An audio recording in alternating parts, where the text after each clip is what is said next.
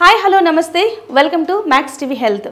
ఈ మధ్య కాలంలో చాలామంది నడుము నొప్పితో బాధపడుతూ ఉన్నారు. అసలు ఈ బ్యాక్ బోన్ పెయిన్ అనేది ఎందుకు వస్తుంది, రావడానికి గల కారణాలు ఏంటి, మరి ఈ పెయిన్స్కి హోమియోపతిలో ఎటువంటి పరిష్కార మార్గాలు ఉన్నాయో మనకి తెలియజేయడానికి డాక్టర్ భరద్వాజ్ గారు స్టూడియోలో ఉన్నారు. మరి వారిని అడిగి మరిన్ని విషయాలు తెలుసుకుందాం.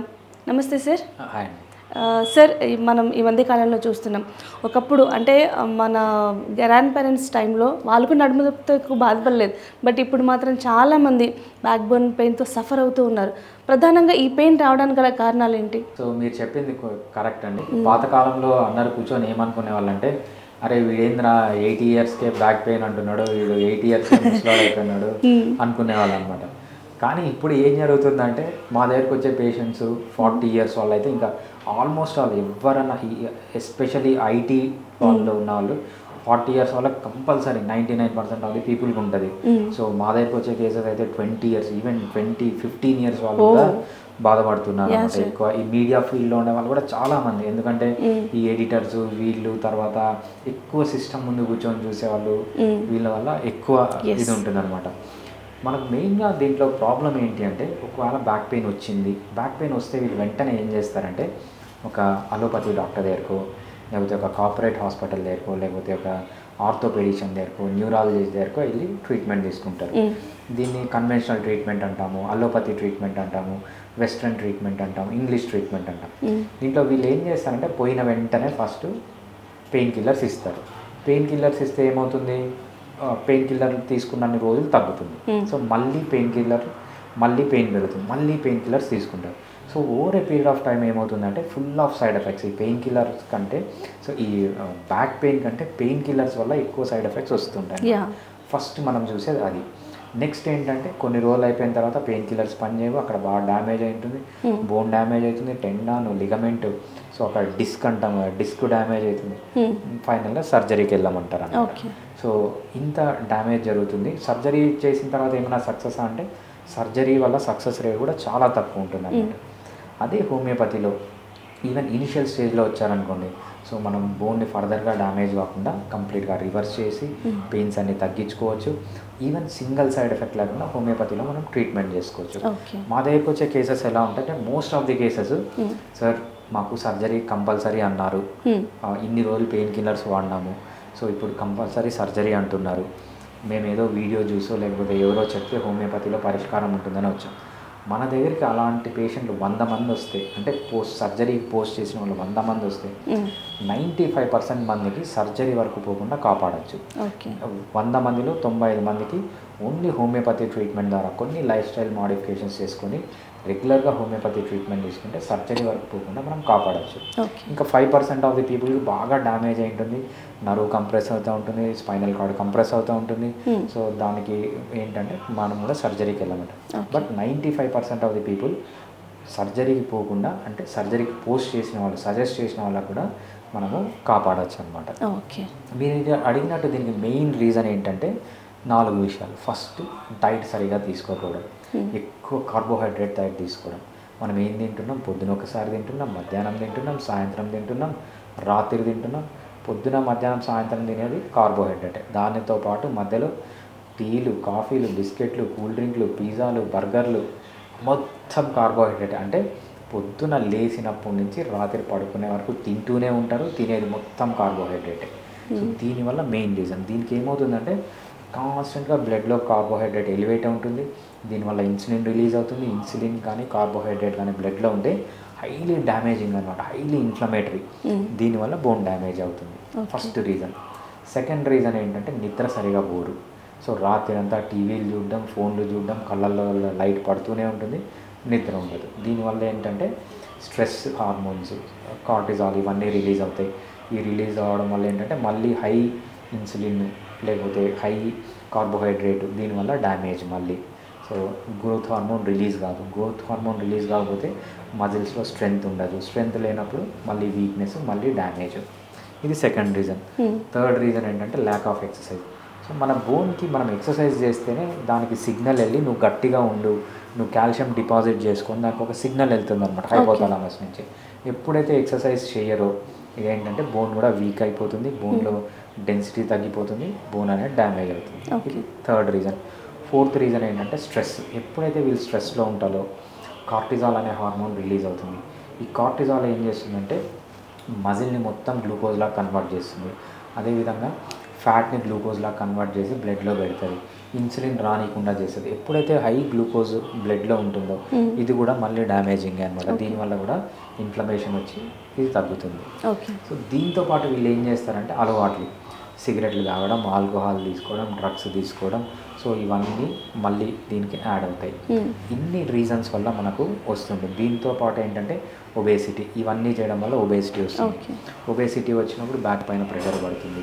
సో ఒబేసిటీ వచ్చిన దానివల్లనే ఎస్పెషల్లీ ఉమెన్లో ఏమవుతుందంటే హైపర్ ఈస్ట్రోజెనిక్ స్టేట్ అంటాం అనమాట. సో హైపర్ ఈస్ట్రోజెనిక్ స్టేట్ వల్ల పీసీఓడీస్ రావడము, తర్వాత యుట్రైన్ ఫైబ్రాయిడ్స్ రావడము, ఇన్ఫర్టిలిటీ రావడము, ఎండోమెట్రైటిస్ అంటాం. Almost all 95% of the diseases అంటే ఉమెన్లో వచ్చే రీప్రొడక్టివ్ డిసీజెస్కి ఒబేసిటీనే కారణం. సో దీనివల్ల ఓవరీస్ తీసేస్తారు, యూట్రస్ తీసేస్తారు, త్వరగా మెనోపాజ్ వస్తుంది. దీనివల్ల ఏంటంటే మళ్ళీ బోన్ డెన్సిటీ తగ్గిపోతుంది. సో ఇదంతా ఒక విజియస్ సైకిల్. ఇవన్నీ రీజన్స్ ఉంటాయి మనకు జస్ట్ ఒక నీ పెయిన్ కానీ బ్యాక్ పెయిన్ కానీ రావడానికి. ఓకే, చాలామంది అంటే వాళ్ళ ఉద్యోగరీత్యా చాలా దూరం కూడా ప్రయాణం చేస్తూ ఉంటారు బైక్ల పైన. దాదాపు ఒక 30 కిలోమీటర్స్ 40 కిలోమీటర్స్ పర్ డే రానుపోను చేస్తూ ఉంటారు. ఇది కూడా ఒక రీజన్ అంటారా? డెఫినెట్గా అండి. సో ఎక్కువ జర్నీ చేయడము, సో ఆ జర్నీలో మీరు అడ్వాన్స్డ్ లైఫ్ స్టైల్ అంటున్నారు కాబట్టి వీళ్ళు రెగ్యులర్గా ఎక్సర్సైజ్ చేసి మంచి డైట్ తీసుకొని మంచిగా నిద్రపోయి మంచిగా స్ట్రెస్ ఫ్రీ లైఫ్లో ఉండి ఏదన్నా చేయొచ్చు, అంత ఎఫెక్ట్ ఉండదు. ఎప్పుడైతే వీళ్ళు ఇవన్నీ చేయకుండా కాన్స్టెంట్గా ట్రావెలింగ్ చేయడము, నార్మల్గా సరిగా కూర్చోకపోవడము, దీనివల్ల ఏమవుతుందంటే డెఫినెట్గా అది బ్యాక్ బోన్ పైన ప్రెషర్ పడి పెయిన్ అనేది వస్తుంది. అవి త్వరగా అరిగిపోతాయి. రైట్, మీరు అన్నట్టుగా కూడా సరిగా కూర్చోకపోవడం వల్ల కూడా చాలామంది 8 అవర్స్ జాబ్స్కి వెళ్తే 8 కంటిన్యూగా కూర్చుంటూనే ఉంటారు. మధ్య లేచి ఎక్కడికి వెళ్దాం మనం ఎవరేమనుకుంటారు అని చెప్పేసి కంటిన్యూ కూర్చుంటూ ఉంటారు. సిట్టింగ్ పొజిషన్ అనేది ఏ విధంగా ఉండాలి? సో ఇన్ని అవర్స్ మధ్యలో వాళ్ళు ఎటువంటి కేర్ తీసుకోవాలి? ఫస్ట్ వీళ్ళు చేయాల్సింది ఏంటంటే లాంగ్ అవర్స్ ఉన్న వాళ్ళు ప్రతి ఒక్క 1 అవర్కి లేచి తిరగడం అనేది చాలా ఇంపార్టెంట్. ఓకే, ప్రతి ఒక్క 1 అవర్ కానీ 45 మినిట్స్ కానీ మీరు అలారం పెట్టుకొని లేచి తిరగడం అనేది చాలా ఇంపార్టెంట్ ఫస్ట్. ఇంకోటి ఏంటంటే మెయిన్గా స్ట్రైట్గా కూర్చోవాలి. సో మనము లార్డోసిస్ కానీ లేకపోతే అబ్నార్మల్ పొజిషన్స్లో కూర్చోకుండా ఉండడం అనేది చాలా ఇంపార్టెంట్. మెయిన్గా వీళ్ళు చేసేయాల్సింది ఏంటంటే కోర్ స్ట్రెంథనింగ్ ఎక్సర్సైజెస్ అంటాం. అంటే మీ యాబ్స్ స్ట్రెంథన్ చేయాలి, బ్యాక్లో ఉన్న మజిల్స్ స్ట్రెంథన్ చేయాలి, సైడ్లో ఉన్న మజిల్స్. సో మొత్తం ఎప్పుడైతే మీ కోర్ని స్ట్రెంథన్ చేస్తారో వీళ్ళకి ఏమవుతుందంటే ఈ స్పైనల్ కార్డ్లో ఉన్న వర్టిబ్రల్ కాలమ్స్ లేకపోతే వర్టిబ్రా అన్నీ దాని పొజిషన్లో ఉండి డిస్కులు స్లిప్ కాకుండా లేకపోతే ఆ ప్రాబ్లం రాకుండా కాపాడుతుంది అనమాట. దాంతోపాటు ఈ వెయిట్ తగ్గించుకోవడం ఇవన్నీ చేస్తే so they feel better. Okay, అలాగే సార్ హోమియోపతికి వచ్చేసరికి అంటే ఏ స్టేజ్ నుంచి హోమియోపతి మెడిసిన్ వాడితే కంప్లీట్గా క్యూర్ అవుతుంది? చాలామంది అన్ని మెడిసిన్ వాడిన తర్వాత మీరు అన్నట్టుగానే ఎక్కడో విని హోమియోపతి వేసుకున్న తర్వాత తగ్గిందన్న తర్వాత మీ దగ్గరికి వస్తూ ఉంటారు కదా, ఏ స్టేజ్ వరకు వాళ్ళకి మీరు భరోసా ఇవ్వగలరు? రైట్, సో అడ్వాన్స్డ్ స్టేజ్ అండి మనకు ఫోర్త్ స్టేజ్లో ఉండి so severe spinal cord compression symptoms ఉన్నాయి ఇప్పుడు వాళ్ళకు తప్ప ఆల్మోస్ట్ ఆల్. సో నేను చెప్పినట్లు 100 మందికి సర్జరీ మీరు ఇప్పుడు చేయించుకోవాల్సిందే అంటే దాంట్లో 95% మందిని మనం కాపాడచ్చు సర్జరీ వరకు పోకుండా. ఇంకా 5% మంది ఆల్రెడీ చాలా డ్యామేజ్ అయి ఉంటుంది. సో వాళ్ళకి రాడిక్లోపతినే కాకుండా మైలోపతి కూడా అంటాం. ఎప్పుడైతే ఈ స్పైనల్ కార్డ్ మెయిన్ ఏ స్పైనల్ కార్డ్ అయితే ఉంటుందో దానిపైన సివియర్ ప్రెషర్ కంప్రెషన్ కావడం వల్ల సిమ్టమ్స్ వస్తే అప్పుడు మాత్రం మనం కంపల్సరీ సర్జరీకి వెళ్తామని చెప్తాం. కానీ సో సర్జరీకి పోస్ట్ చేసిన వల్ల 95% ఆఫ్ ది పీపుల్ని మనము సర్జరీకి పోకుండా కాపాడచ్చు. సో మీరు అడిగినట్టు ఎంత త్వరగా వస్తే అంత మంచిది.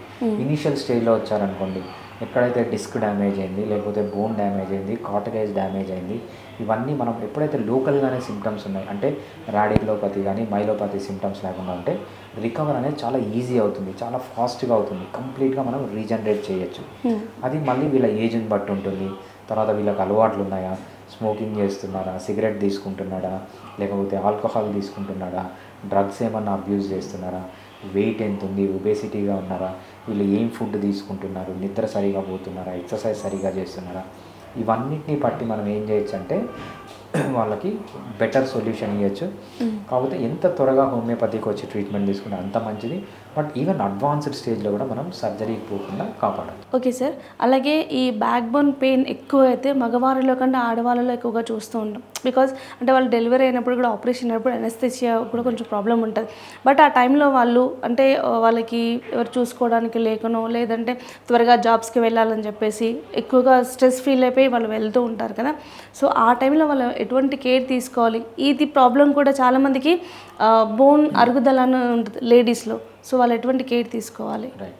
సో మెయిన్గా ఫస్ట్ ప్రెగ్నెన్సీలోకి వచ్చేటప్పుడు మీరు ఏంటంటే స్పైనల్ అనస్థీషియా అని అంటారు. స్పైనల్ అనస్థీషియా ఇచ్చినప్పుడు ఏమవుతుందంటే ఎప్పుడైతే గుచ్చుతారో కొంతమంది లేడీస్కి పెయిన్ జీవితాంతం ఉండిపోతుంది.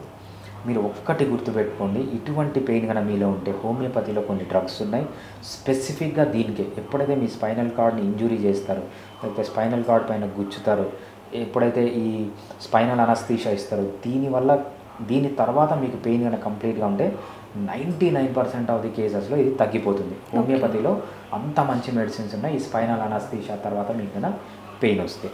అదేవిధంగా మీరు అడిగింది ఏంటంటే ఎటువంటి జాగ్రత్తలు తీసుకోవాలని. ఫస్ట్ మీరు చేయాల్సింది లో కార్బోహైడ్రేట్ ఫుడ్ తీసుకోవాలి. ఎప్పుడైతే మీరు లో కార్బోహైడ్రేట్ ఫుడ్ తీసుకుంటారో బాడీలో ఇన్సులిన్ తగ్గిపోతుంది. ఎప్పుడైతే ఇన్సులిన్ తగ్గిపోతుంది ఇన్ఫ్లమేషన్ తగ్గిపోతుంది. ఇన్ఫ్లమేషన్ తగ్గిపోయిన వెంటనే మీకు బోన్ అనేది కానీ కార్టిలేజ్ కానీ డ్యామేజ్ అనేది తగ్గిపోతుంది. నెక్స్ట్ మీరు ఏం చేయాలంటే మంచిగా నిద్రపోవాలి.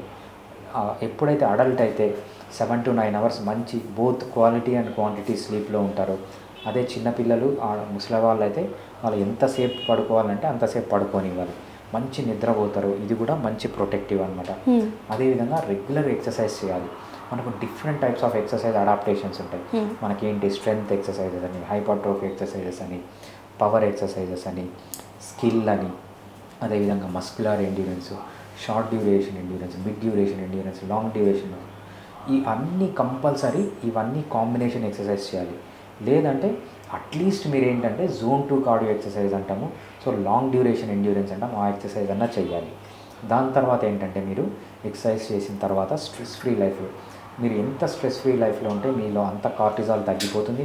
ఎప్పుడైతే మీ బాడీలో కార్టిజాల్ తగ్గిపోతుందో మీ బోన్ డ్యామేజ్ కూడా తగ్గిపోతుంది అనమాట.